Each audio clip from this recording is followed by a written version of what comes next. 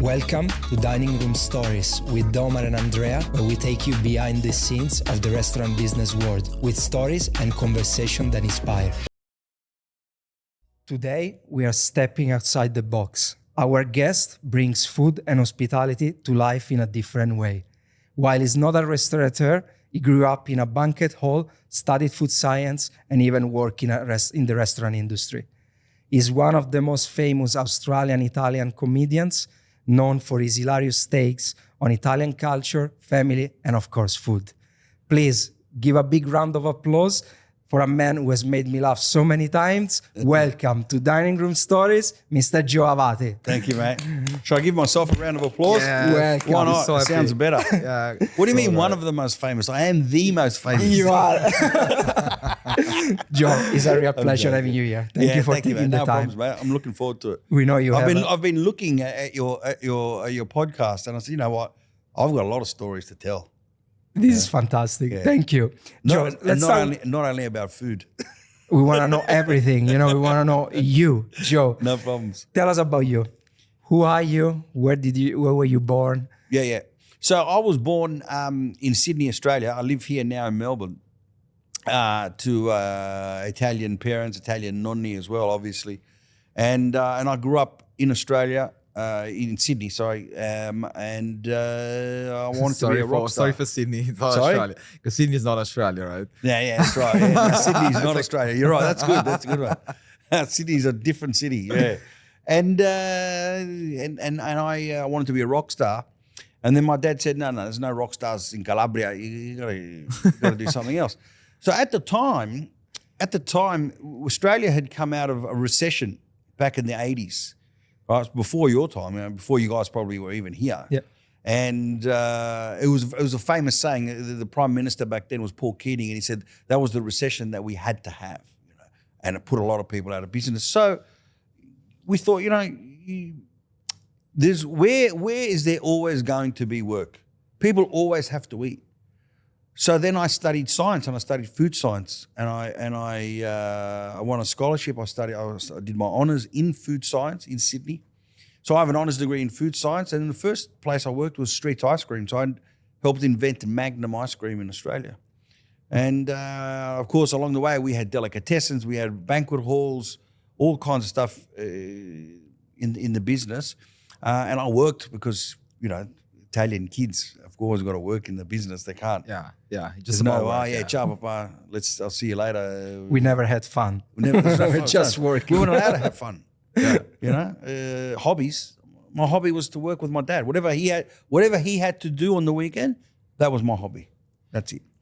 And so, I did that. And while I was doing that, I started doing stand-up comedy. And then, of course, I don't know, there's a lot of people who don't know who I am either.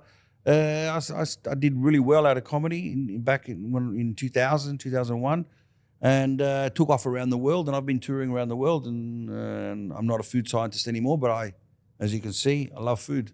Yeah. I'm curious to know what triggered the comedy side. There was a specific moment that made you realize that you wanted to be a comedian? No, I wanted to be famous. I didn't care how. I just felt like I wanted to be famous. So that's why I wanted to be a rock star. And then I realized, I don't have a voice. I can't sing properly. Although I was writing songs, I couldn't be the front man. I wanted to be the star. And then while I was at university, I was telling jokes to my friends. I thought, you know what? This is something interesting. So maybe, because I had a memory for jokes, I thought maybe I can do this. So I went to the tryout nights at the Comedy Store in Sydney, and all of a sudden I started getting laughs. All of a sudden I'm getting more work, people calling, people coming to the shows.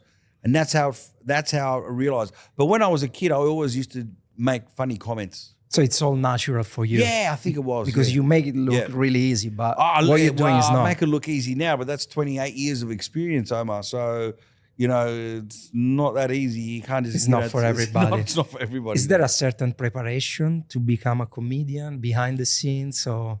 The preparation now, not for me, not really, in terms of doing a show, because when you have your script, it's a stand-up, so it's always changed. The script is always evolving. But there is preparation in terms of putting a tour together around the world, and also writing a show. Yeah, and because I think that's kind of a misconcept around like comedy. Everything is like all like it goes with the flow, but it requires a lot of preparation, right? Well, yeah, but a lot of the time you got to make it look like you're making it up on the spot, but really you've done it 157 times. Yeah, and I love it. Like the Italian mom and the Italian dad concept. Yeah. It's like, is that inspired to your actual parents, right? So the dad is my dad, the mum is my dad's sister. Okay, That's a secret. A lot of people didn't know that.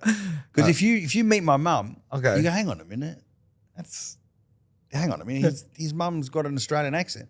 My mum was born in Australia. all right. So my mum that you see in my show is not my mum. The Okay. mum that you see in my show is my dad's sister, because we all grew up together, you know. So she come from Italy, and her boys, you know, we all grew up together, my cousins. So we all grew up in each other's houses.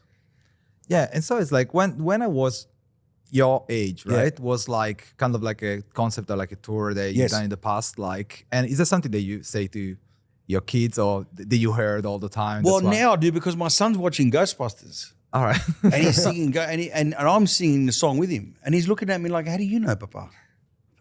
When I was Because her age. and actually, when I was 14, Ghostbusters was a big film. That was the first time it was big. You know, when and he can't believe that I know the words to Ghostbusters. For us, your sketches are You know, phenomenal. yeah. You know, we really relate to it. Yeah. So, but when I was your age, was a thing that I've been doing for about 2 years. So it's almost finished. There's about 10 shows to go. By the time it's finished, it's 292 shows, 14 countries around the world. Yeah. The show won Best Comedy Show last year in Australia, and I won Comedian of the Year. All because of an idea to teach kids, the kids, of what it was like when we were their age. You know, they got to know, because they will never know. How do you go from being stand-up comedian, probably in a smaller events, to go and do a world tour? A world tour. Well, so when I started back in 1997, 96, 97, the only way that you really got known was you had to do the Comedy Store. You would get a break on TV. So I had a little bit of a break on TV. That then led to me doing my own stand-up show where 150 people would come. That then led me to record that show. That show then got put onto a file sharing program called Napster in 2000. I remember Napster. You remember Yeah, Napster? yeah, okay? Napster, yes, I for remember. sure. The Napster launched me all over the world. So then I started touring Australia in the year 2000. Then in 2001, I hit America, I hit Canada, I hit England, and then I just went boom. And I've just been touring ever since, in a nutshell. Yeah. Do you have a big team behind you? Or? There's marketing people, there's merchandising, there's tour manager, and we do have some writers, but you know, most of it I sort of guide along the way. Yep. So yeah, but we also work with teams of people overseas, because you can't. Once upon a time, we all used to travel together back in the day, but you know, now it's just not, you know, who's married and who's got kids, and then you start to meet people along the way. Then you have teams everywhere. So I've got a team in America, team in Canada, team in England, or team Europe, we call it. Yeah. Do you find inspiration from everyday life? Yeah, from people? everything. Just, you know, the other day I was walking the street, you know, you got to push the button to cross the road, and some guys just sitting there pushing the button. Mate, doesn't matter how many times you push it once. Yeah. The green man is only going to come up when it wants to come up. But you know, the people just, you know. You remind me of Carlo Verdone, Oh, really? I the don't know. Italian. It's a very famous Italian actor and comedian, Yeah, right. and producer as well. Yeah, now. right. And he was finding inspiration from everyday people. Every day. You know, he was looking at everybody all the time. When someone cuts you off in the street, on the road, you got to stop. You have to slow down and have a look at their face. Because if you don't look at their face, Omar, you're not going to be able to live out the rest of your life. You know, you need, why do people do that? Just, okay, the guy, okay, keep going. Are No. people racist? 100%. Oh, you've seen that joke, huh? What's the story about That's the that? story, that's right. That's what I say, because people are racist, sexist, and ageist. Because, you know, when you're driving, you know, and someone cuts you off, you always play that game in your head where you say, I bet you I can guess who the driver is. Huh? What the fuck is that? We all do. And we all know who it is. Yeah. But we're not allowed to say it. Yeah. Can't say anything anymore. Nah. You can't say anything. When you were young, Yeah. there was all these bullshits around, with all these stories. No. When you were young, when we were young, look, it's the way so we encountered it growing up in Australia being called wogs, Yeah. So, people listening who are watching from overseas, I'm sure you've got overseas people watching. The word wog is a collective term to describe Greeks, Italians, Lebanese, Croatians, anyone who looks like me, basically. And so we were on the other end of the racism, if you like. But it was the way that someone said it. If someone said, "Oh, you're a wog," and you can tell that they meant it in a bad way, that was bad. But if it was, "Hey, how you going, Joe, my little wog friend? How are you?" Not a problem. It's the way that people take it. But now you can't say anything. And everyone's so sensitive. I do jokes about, that we never had peanut allergies growing up. If there was, every Italian kid would faint every time you go up on a visita. You do a visita at someone's house, that's the first thing you see. Peanuts or lupini, okay? But now, no, my son's got peanut allergy. You shouldn't joke about it. Oh, okay, so we don't do a joke because your son's got peanut allergy. Then I do a joke about ADHD that we didn't have AD. No, my son's got ADHD. Sorry, I can't do a joke about that. So what are we supposed to joke about? Comedy, there is no limit with comedy, right? Comedy knows no limits and no boundaries. Only the listener does. So if you get offended by what you're listening to, no problem. Step back. You've reached your limit. Go and find somebody who doesn't upset you.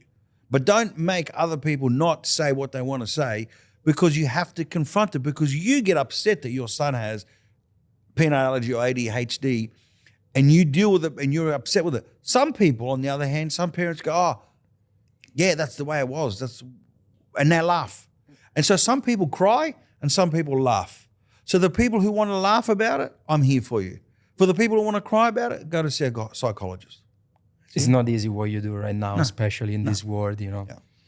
And it's great, because you build your own career around making people laugh. Yeah. So I was the experience at the beginning where you were the first time you actually got people laughing. So you get scared, right? You're very scared the first time. But when you get laughs, it's comforting. Hi guys, I hope you're enjoying the episode. Remember to subscribe to our channel to get updates and keep enjoying the rest of the episode.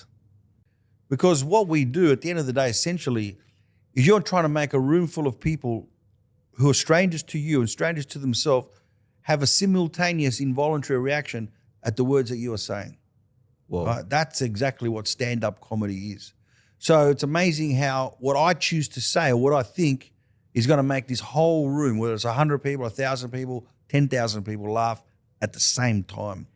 So when you can do that and then you can start building on it, then you learn all the tricks. Okay, this is what makes people laugh. This is the timing. So you learn, but you get scared. Listen, I still get scared, mate, because I sometimes have to do corporate shows where nobody knows who you are or it's a different environment. People don't like to laugh in a corporate environment because it's showing other people that, weakness. Someone does a joke about smoking a joint. Yeah. All right, so if I laugh, that means I know what he's talking about, means that I smoke a joint. So Yeah, I don't that's want my right. colleague to know that I smoke it. You know what I mean? It's So you craft the jokes. so you have to be careful. Depends on Yeah. the audience that you And have then, in front. I could tell you a joke behind closed doors, just you and me, right? And it might be a racist joke or a joke that's a little bit touchy. But then I'll put you in the audience with everyone else and I'll do another joke, same topic. You who even laughed with me behind closed doors, you'll be like, no, you shouldn't say Yeah, it. because the because you surrounding. want to Yeah. show. Yeah, You know? that- How many people voted for Donald Trump who can't say that they voted for Donald Trump? Yeah. 60%. Because even though the guy won, you're not allowed to say that you voted for him. Because if you say to people that you voted for Donald Trump, even though he's the winner, and you can't even be associated with the winner because people will have a go at you because you voted for Donald Trump. Yeah, I agree with that. You can't do anything. You It can't sounds go like- here, you can't go there. You got to be very careful. You The know? cancel culture. Cancel culture, yeah. Italians invented cancel culture. Yeah? Because, Really? well, think about it. If one of your best friend's sons got married and you weren't invited to the wedding, What did you do when your son got married? Cancella. Italians have been cancelling people for years. Where are we going here? I love that. So it's like this timing for comedy. Do you think like there's been an influence with like the Italian culture and like the way your family was talking in? Oh, like, yeah, find, but like, this has been going on for a long time. There's been a lot of shows that have been doing that, you know. And comedians like myself and Vince Sorrenti and John Baresi and the guys from Acropolis Now, George Capignaris and even Tahir. These people have been doing it for 25 years, 30 years, 35 years.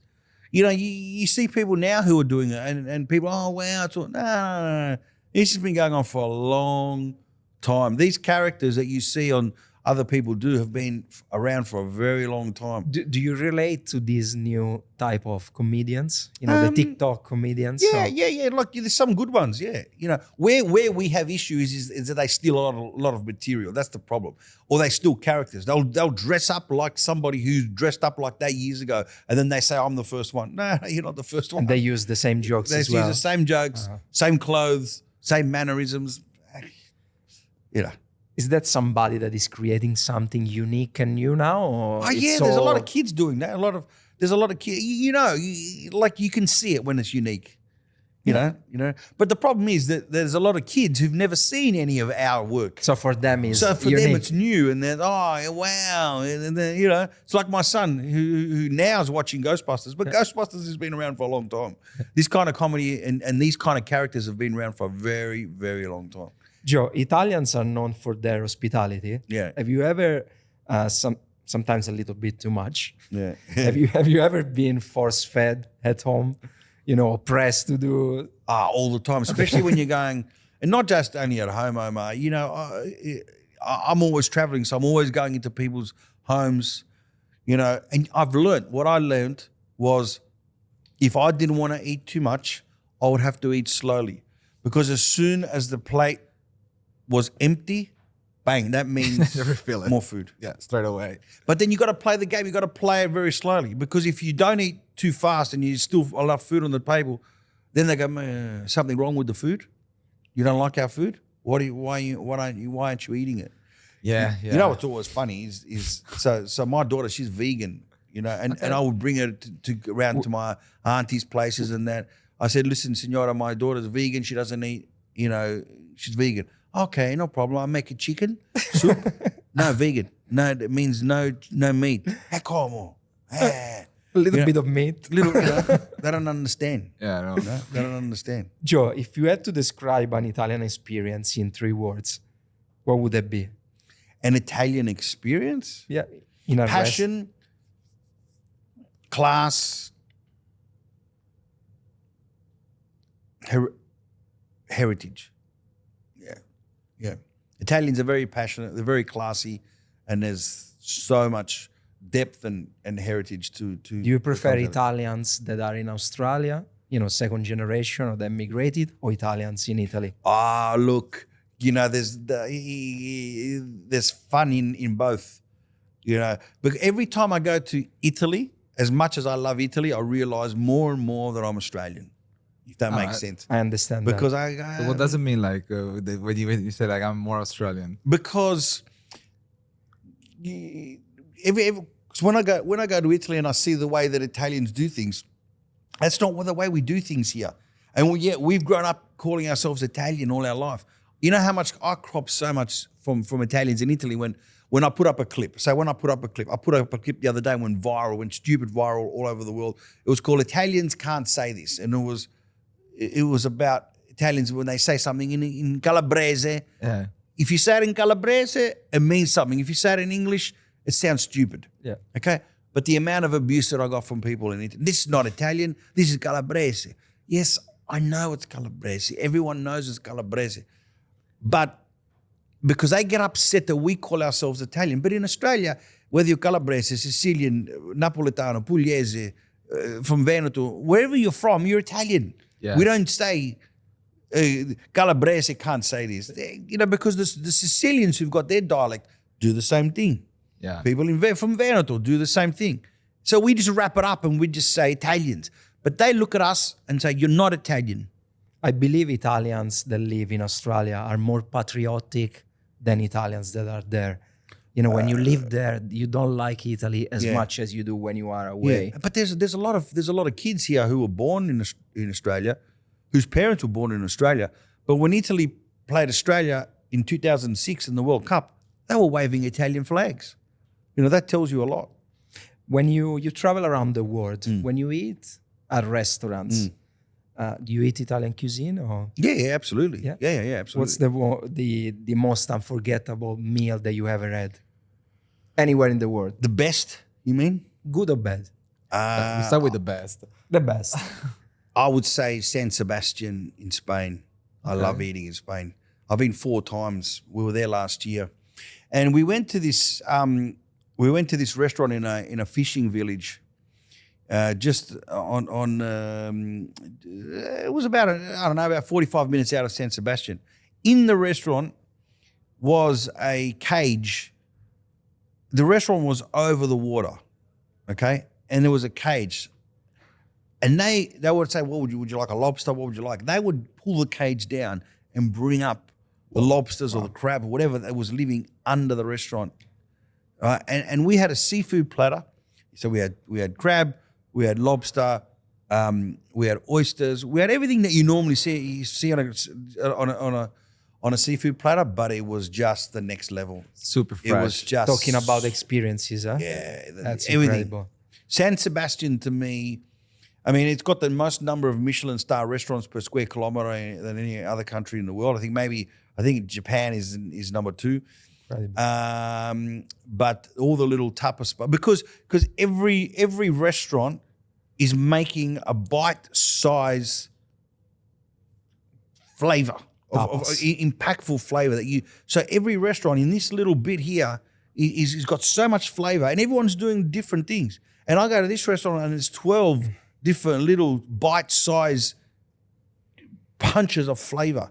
I believe comedy and dining rooms are related because, you know, it's all about memories and experiences. Yeah. You know, you're playing with the memories of people. That's exactly right. Yeah. When you can take somebody back, like when I can remember some of the things that I've eaten, and even in Australia, I've had some fantastic meals, but, you know, there's some things that are just like, wow.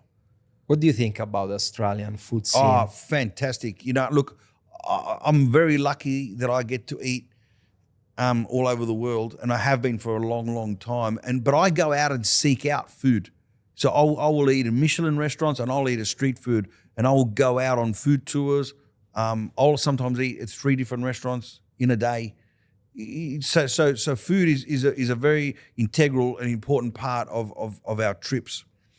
And so, you know, I think I'm qualified enough to say that probably the coffee culture in Australia is the best in the world. I really like coffee. The coffee culture here, especially Is the Melbourne. best in the world. Yeah, so good. You can get a coffee here that's better than any coffee that you've ever had anywhere else in the world. I think coffee in Australia is better than Italy. 100%. Especially you have better trained people to do that. Yeah. Can't say that. I mean, it depends. Like, But coffee's in pretty Italy, good, you're gonna get espresso, cappuccino. cappuccino. Okay, Yeah, you that's- got like, you know, a flat white. Have you ever asked for a latte in Italy?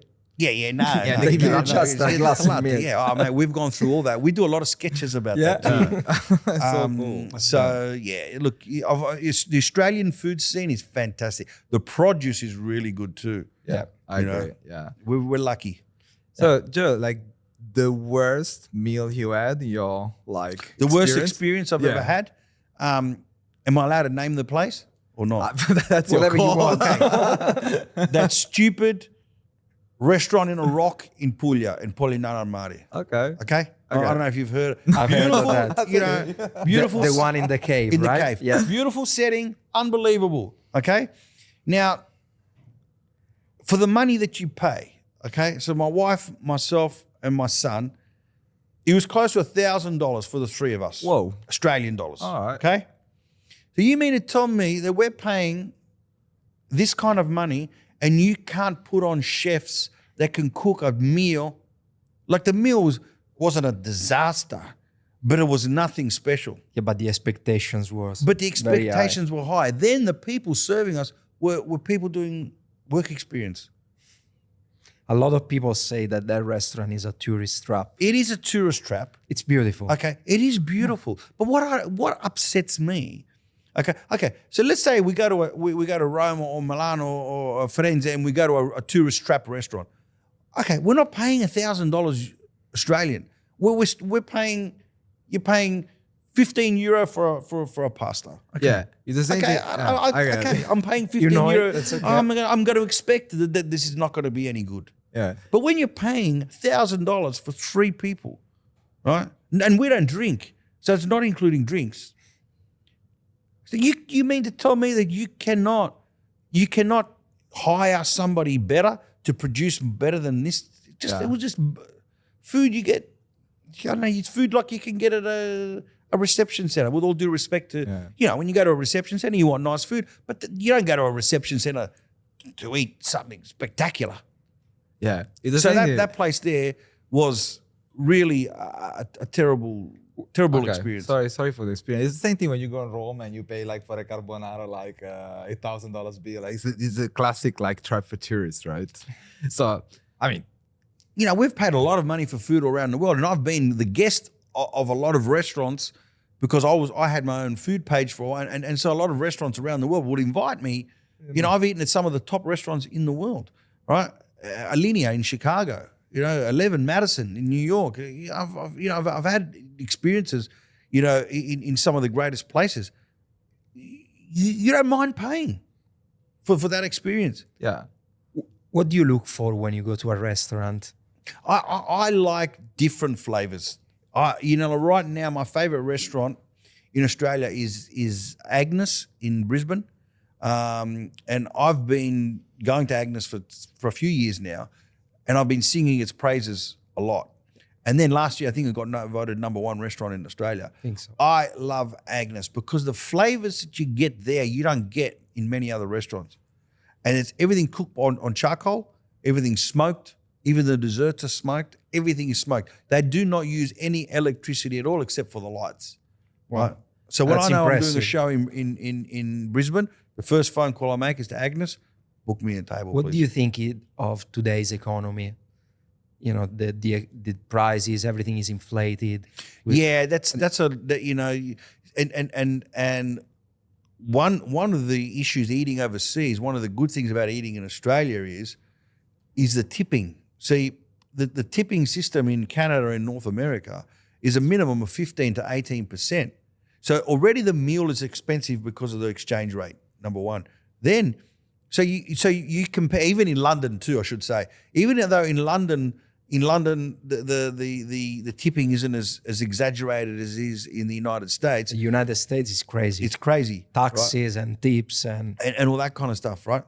So your meal, so you say, right, I've just paid $300 for this meal. In Australia, what would I have paid for the same meal in the same type of restaurant? And let's say we go to London, we go to a sushi restaurant, the meal for us comes out at $300. In Australia, I probably would have paid $107. So $300 Australian, not pounds. Yeah. Okay. So $300 in Australia, in London, I probably would have got the same sort of a meal in Australia for about $180, $190. Call it $200. I agree. I think Australia is cheap. Australia is actually good value food. Yeah. Prices are going up. Yeah, but when you compare like our prices are going up in other places of the world, actually And especially it's actually the good. exchange Yeah, as I mean, well. Sydney probably is more expensive, but Melbourne's still all right. You know what Australia does the best? I think what Australia is really good, known for? Yeah, breakfast. Breakfast. Yeah. Nobody in the world does breakfast like Australia. Nobody. agree. And I've gone. I don't. In fact, when I'm overseas, I don't even worry about breakfast. I don't even bother. I used to go around looking. New York. There's a couple of Australians doing good breakfast in New York.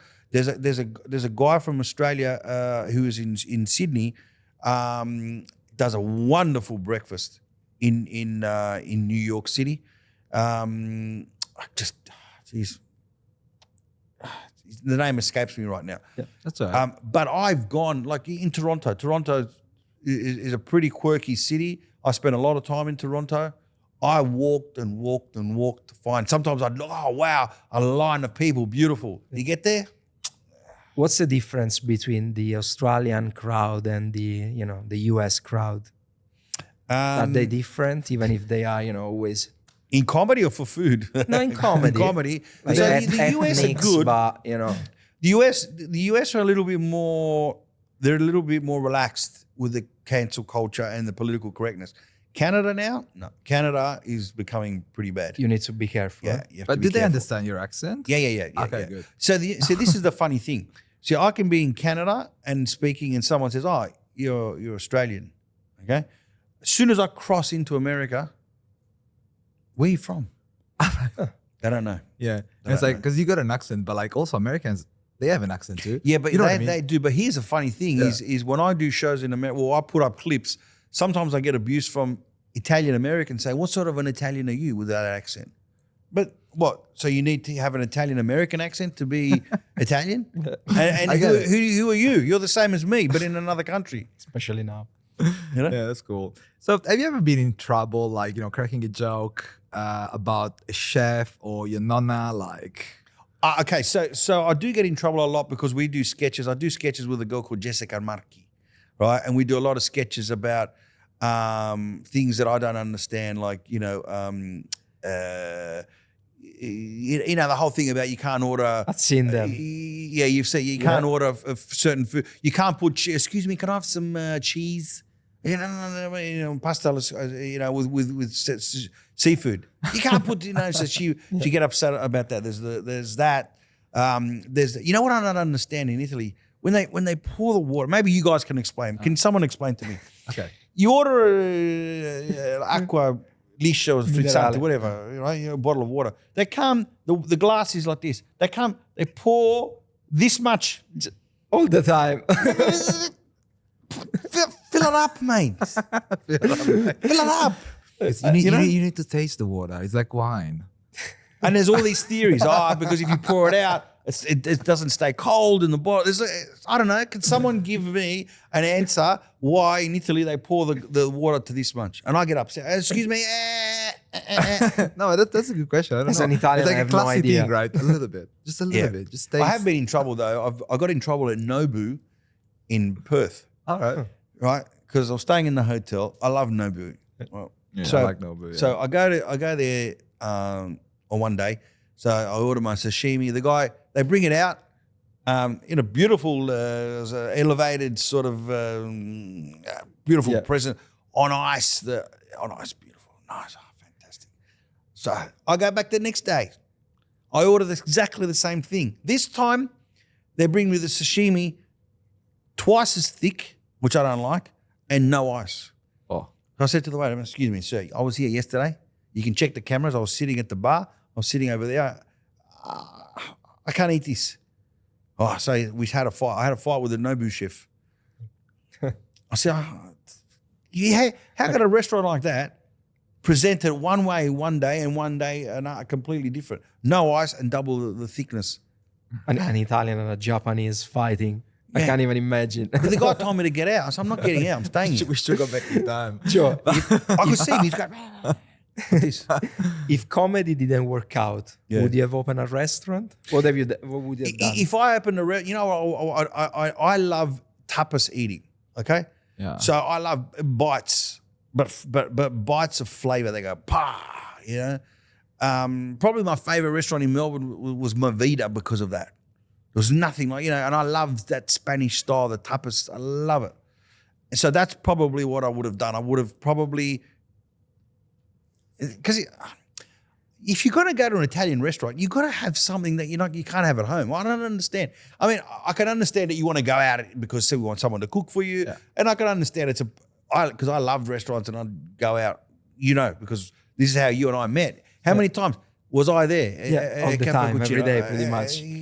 All the time. Yeah. Saturdays we have long lunches. Yeah. Beautiful. So if you're going to go somewhere, you got to go and have something that you can't get at home. What do you think of team restaurants? Johnny, Vince, and Sam. I don't know. The restaurant on Lygon Street. They are comedians as well. Yeah, right. Doing restaurant. Oh, I've never been. I can't really say. I think they say sensational. Sorry? They say it's sensational. Is it? Yeah, I don't know. I can't it reminds of nonnas. Yeah, right. The furniture. Yeah. There's a lot of those. There's a restaurant in I think they might have got the idea from a restaurant in Sydney called Bubba. Okay. You know, where it was like it's like it was like a Balkan style home, you know, restaurant. I think, I don't know, that's the only place that I've eaten in. That sounds like this place here. As a famous person, how do you prioritize your privacy, especially when you are eating out, you know? So easy. So I face the wall. Really? There we Yeah. go. All So right. yeah. Once when I first started, you want everybody to see you. Yeah. So you know you face out. You know, now, excuse me, do you mind just putting me in the corner, facing? Because I eat alone a lot. Yeah. I spend a lot of time. Probably 75% of my experiences in eating in restaurants now are by myself. That's so interesting. 'Cause you wanted to be the star, right? And then you became the star. And now, After you get sick of it, it's All right. Yeah, you but- know, and also, it's yeah. nice. Don't get me wrong, it's nice because I mean, you know, we're not famous though. We don't know. You really. know, it's funny when you needed a free meal, no one will give it to you. Now that you can pay for it, people give you a free meal. So it's nice. That's what you told me a long time ago. Yeah. I don't know if you remember. Yeah, probably because it's true. It's true. So you know, so it's nice. Definitely, you can't. I'm not going to say no, and I'm blessed, and I'm very privileged to be able to have this life. Yeah. But after a while, you just want to do your own thing. Yeah. You know. You also are an observer. You know, Yeah. to me, a comedian is also a psychologist. You have to be. You know, I love. One of my favorite things to do is people watching. So, you know, one of my favorite things to do is to go to. That's why I love, you know, going to Cafe Cucina. You sit there and you see the people. That whole area is just fantastic for people coming and going. You understand people really well. You would have been an amazing restaurateur. Yeah, okay. You know, you do understand. Maybe them one very day. well. Maybe one day. Yeah, maybe we partner up. Do you think Italians argue more over food or football? Okay, Soccer. So look, obviously soccer is very, very popular, but not everyone loves soccer. But everyone has to eat. So I'm going to say food. I know because I see it online. No, but it's like the crazy thing is like Italians can go to a restaurant, eating food, talking about the meal that's been cooking the day after, and the whole thing like goes out for like 1 hour or 2 hours. And sometimes you got people from the place like, "Are you still talking about food?" And it's like, "Yes, we are." Yeah. Well, look, you know, in our house, when we wake up in the morning, the first thing is, what are we eating tonight? Yeah. Yeah. Every night. I need something to look forward to. And I love cooking. So, you know, it's like, what are we doing? Because sometimes if you want to prepare something, like, you know, if we're going to make roast chicken, I don't like just putting roast chicken in an hour before. I like to put it in a brine solution, make sure the salt gets right into it, put it, you know, with different herbs, you know, so it's aromatic when we have it and juicy. And I love that because, like, for example, like in Australia, like the barbecue culture is really, you know, it's big. Yeah. But I'm not sure that we are the best one at cooking barbecues here. Like, you know, the slow cooked meat, as you were saying before, is like, so what do you think about that? I'm curious. I love that kind of cooking. I think the Argentinians do it very, very well. So well. In fact, we're building a house now and we're putting a parrilla. Parrilla. A parrilla in. sì. Yeah, nice. Probably as big as that couch there. I Wow. would say it's probably going to be 1.5, 1.6 meters long. You put a couple of cows in. Yeah, yeah. And so they're very good at it. The Americans are very good. You know, when they do the smoked brisket, all that kind of stuff. And I'm sure other cultures are as well. I'm just starting to get into cooking by heat and smoke now. I'm just starting to get into it. That's why I'm really excited to be able to put in a parrilla, but to be able to do that. Yeah, and it's so cool. Like, so, but yeah, for example, I was really impressed since I just moved to Australia like 10 years ago. Like, you know, the barbie culture is like a thing, right? Yeah. But like, do you think like the Italian culture and the Australian culture, they meet around cooking meat? Or it's like they're completely two different like styles? I don't know. Because, you know, you see, what I find in Italy is you really need to eat for the region because we went to Calabria last year, right, and they put this big steak. We couldn't eat it. It was terrible. It was bad. Yeah. Bad. Okay. Right? Yeah. Like, you know, is this thing aged? What? You know? and when I went to Argentina, so I spent a week in Argentina. I had 8 steaks in 7 days, and all in different places And I've got to say, we do a better steak here because they don't age it like we age it here. Yeah. You know, what they do is really well in Argentina is they cook hearts, livers. I'm not crazy about that. But barbecued, and it's fantastic. I don't know if the Australian palate is ready for this stuff. No, it's a bit. It's too much. It's too much. Yeah. Looking back, what advice would you give to a younger Joe? If you're going to do comedy and you're up, because normally when you start comedy, you're only given 5 minutes to do tryout. If you make people laugh for one of those 5 minutes, but the other 4 minutes you don't, that doesn't matter. You have what it takes. So now what you have to do is you have to try and find another 89 of that 1 minute and you've got a show. So don't give up. So and if you perform a joke and nobody laughs, that's okay. Give it another go. Try it this way. Speed it up. Slow it down. Add it to another joke. Have you ever had a mentor in the comedy business? Somebody that you were looking up to? Not so much a mentor. You know, I used to study a lot of well-known acts, clean acts as well. Why? You know, a lot of the other acts used to go home after we'd finished doing our tryout. I would stay and watch the headliners week in and week out. Why are these people good? Why can they go in there for an hour? You know, what is it about them? What do they have? And I think through that, I learned a lot. And what was the most like, I don't know, moment in your career when you were really happy and say, this was like, but you were really happy, like shows Your in proudest Australia. moment. I think my proudest moment is when I flew all of my Nonni over to Canada in 2002 to come on tour.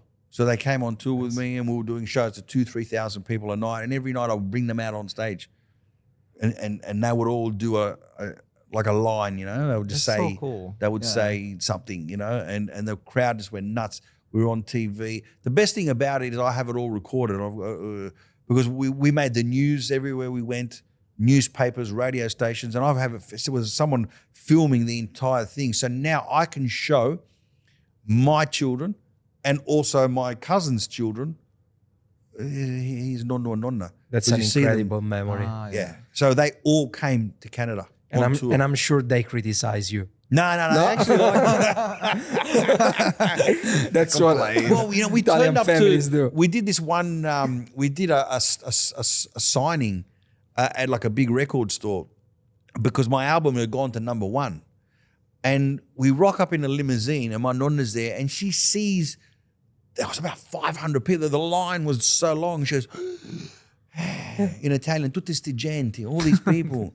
I said, they're here to see you, nonna. No, really? And so there they were. Now, my nonna was illiterate, so she couldn't sign. So there she is signing with an X because, you know, when you're illiterate, you sign with an X. So there's all these people in Toronto who've got my DVDs with my nonni's signature, and one of them is with an X. Incredible. Yeah. If your comedy career was a dish, what would it be and why? Penne Arrabbiata, because I'm short and fiery. I'm short, como penne and fiery. I love that. Yeah. Pineapple on the pizza or not? Yeah, why not? I mean, look, people who, some people are like, no, you can't put pineapple on pizza. I went to Calabria, they were eating chips on pizza. Like fried patatine. chips. Patatine. Patatini on pizza. I was like, well, if Calabrians can do this, why can't the people put pineapple? I don't know.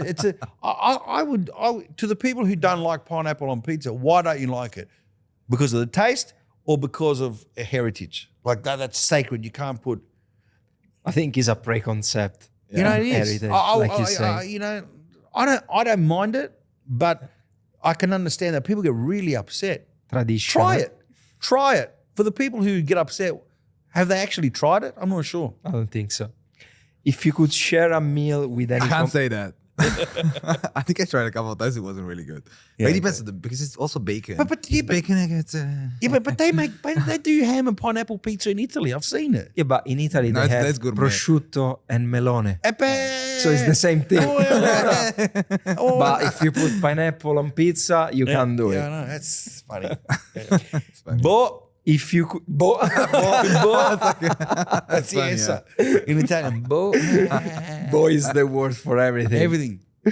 I think Italian, we are master of conversations because, you know, in communication, you know better than me. Body language, 55%, No. tonality, 35%, and words is 7%. Yeah. When I went to Italy to send us a package back, they had no packs. I said, what are we going to do? And he goes, I said, well, I got to leave money for my friend to send this stuff back to Australia. How much is it going to cost? So, actually, you know what he said to me? Un occhio, one eye. It's going to cost you an eye. Oh, which one? My left one or the right one? Because I need to send this package. So you choose.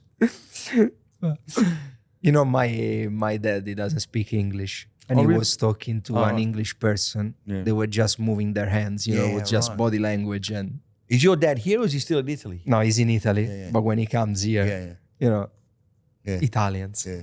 If you could share a meal with any comedian, living or dead, who would it be and what would you eat? Well, my favorite comedian right now is an American guy called Bill Burr. And I don't think he's a fussy eater, so we'd probably have a burger. You know, I don't mind a good burger. Oh, me too. In America, it's like actually it's the meal, right? Yeah. Yeah. You get a burger. Yeah. Joe, thank you so much. Oh, no problem. It was a Grazie pleasure to have you at Thanks. Dining Room Stories. Thank you for having me, mate. Grazie So good. mille. Thank Ci hai you. fatto ridere. Grazie You made mille. us laugh a Yeah. lot. Very good. Great. Grazie. Grazie. Thank Ciao. you, mate. Ciao. Agenda. Hey guys, thanks for watching the episode. I'm gonna see you in the next one. Welcome to Dining Room Stories with Domar and Andrea, where we take you behind the scenes of the restaurant business world with stories and conversation that inspire.